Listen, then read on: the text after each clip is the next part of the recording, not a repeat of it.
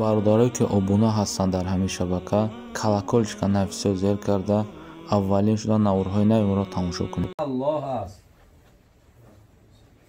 ман тақсим кунандаи оятҳои қуръоном, лекин фаҳми ӯро дар зеҳни шумо аллоҳ ҷой мекунад.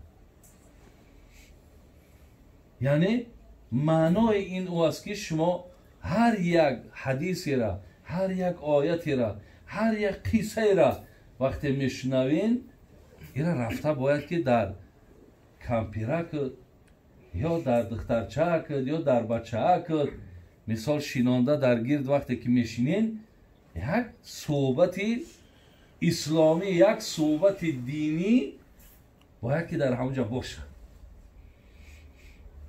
анау хонаро мегӯянд хонаи низом дорад. низом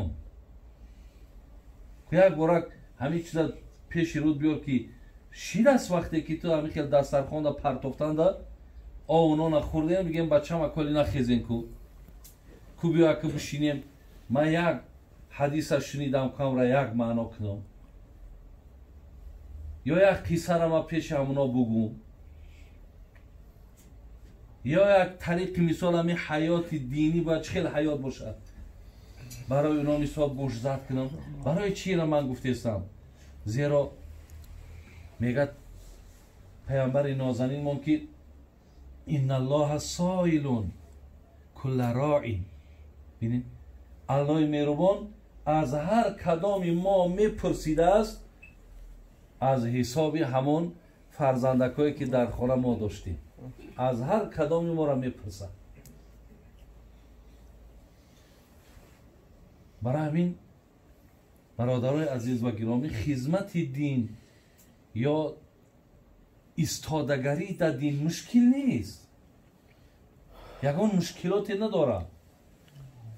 фақат барои инҳо майл дар кор, муҳаббат дар кор, ихлос дар кор.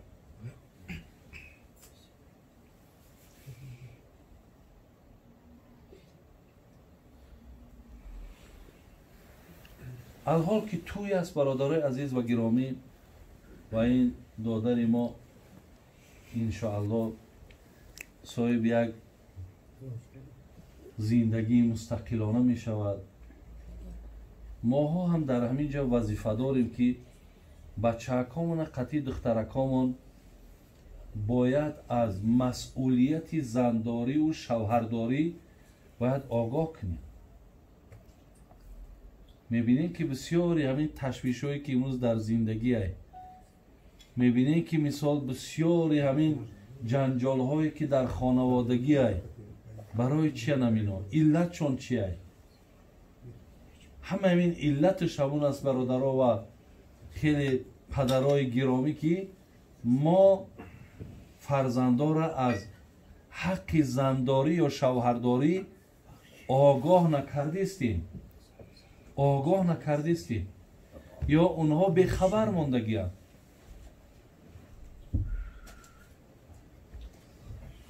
барои ман дар чандин ҷойҳо ҳам бародаро маслиҳат ҳам додам ки агар ба шарте ки ҳаққеро ки худованд барои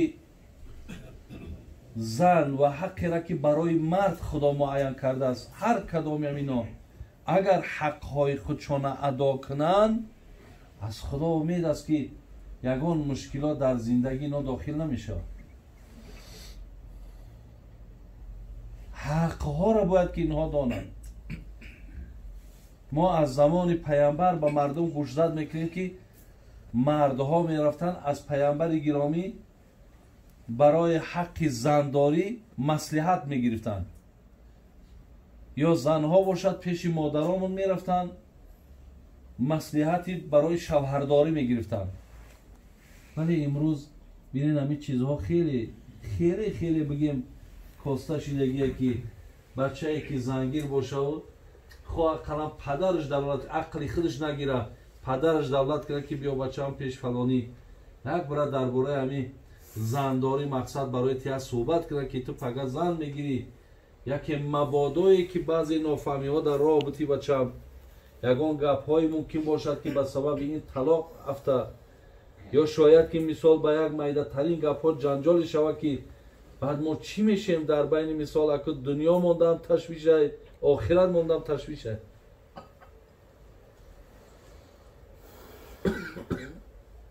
حضرت معاویه ابن حیده که یکی از صحابه های جلیل القدر پیامبر بود، میگه وقتی آمد پیش پیامبر گفت ما حق زوجت احدنا علی، آیا همه زنها بالای ما حق دارن؟ اگه زمان به جاهلیت که پیوست بود پیش از اسلام که زن که هیچ حق نداشت این سوال ها را از پیامبر میکردن. گفت بله.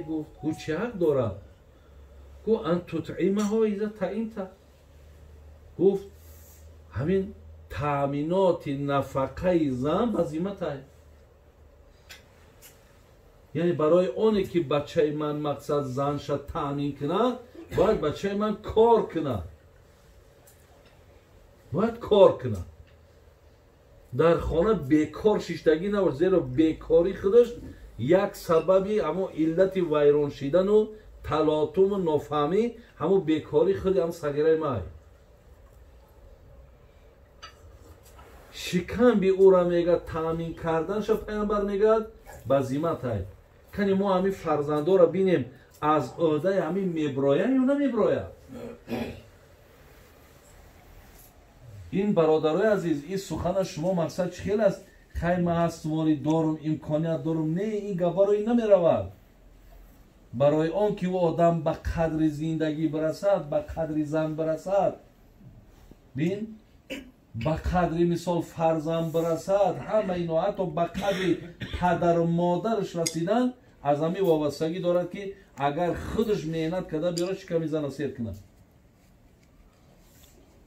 به همه جهت منفعت دارد. وقتی که او مثال تماما به او ما یگان اهمیت نمیتیم خودمون کردن میگیریم، این به ضرر جان ما و شما.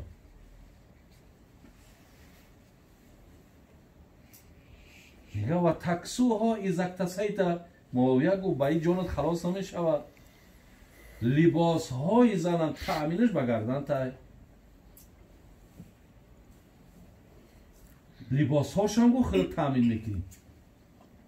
خیلی ولا تضریب الوجه، یکی گفت بچم هیچ گواه حق نداری که زنه که بزنی.